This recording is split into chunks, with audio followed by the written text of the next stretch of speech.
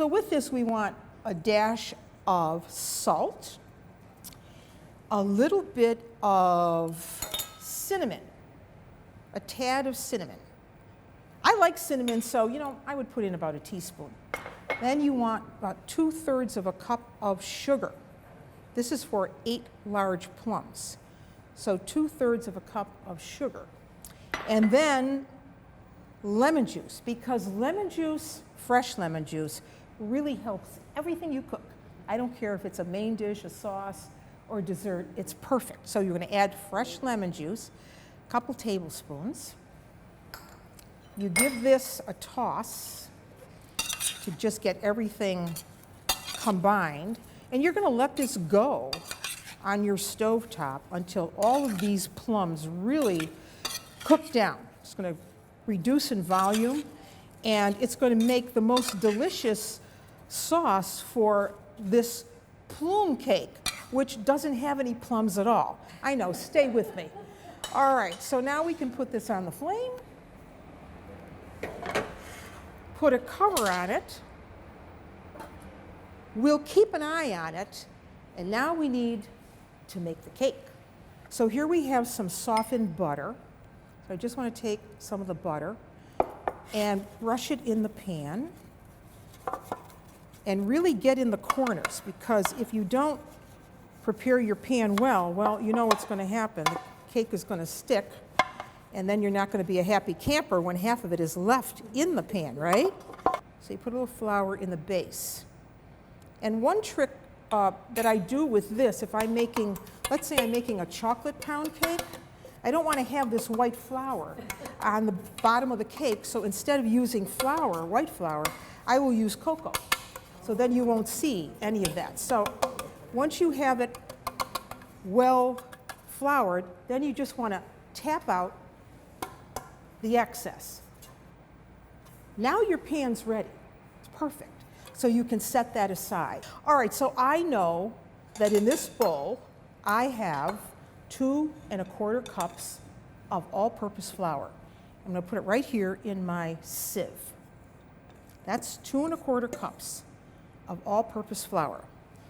But I want a texture with this cake that is a little lighter, because we all know that pound cake, when you say pound cake, what does that say to you? Heavy, heavy. And I love pound cake, but I want to lighten the texture. So to do that, I use cornstarch.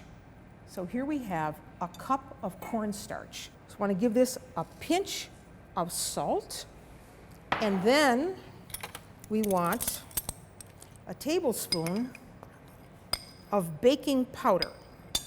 This is our leavener, so the baking powder goes in. So now we have our dry ingredients measured. We're not putting the sugar in there though, because we're going to do that with the eggs.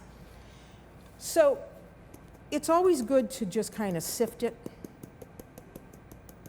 That makes it even easier for it to blend with the other ingredients.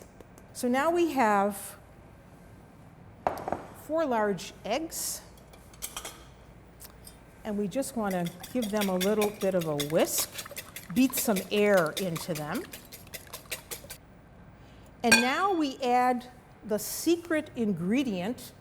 Every Italian who makes this cake says it absolutely must be made with apricot yogurt.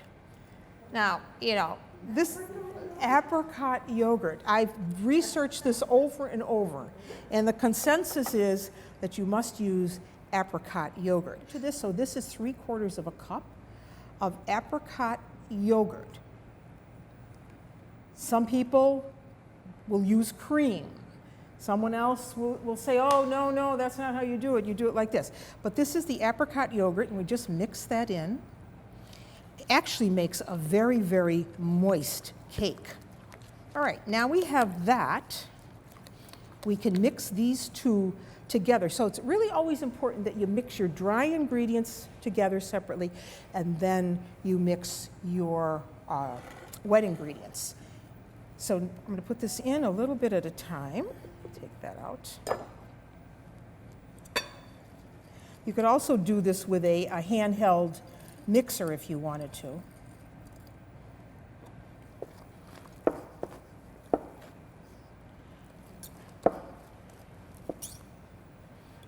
right, that looks good. Now, traditionally, when a pound cake cooks, it should crack. You know, the top should have a crack on it. And you spread it in there so it's nice and even.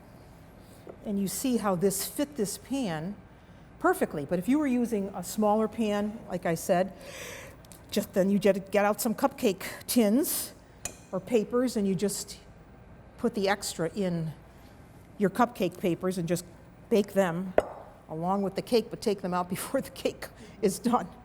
All right, so now that's in the pan, 350 degrees, preheated. In it goes. And I would say 45 minutes. You take a cake skewer, stick it in the center.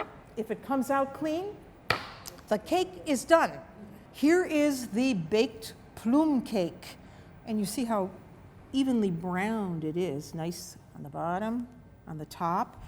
And what's so traditional about a pound cake in general is this trench that's right down the center, that crack. That's supposed to be there.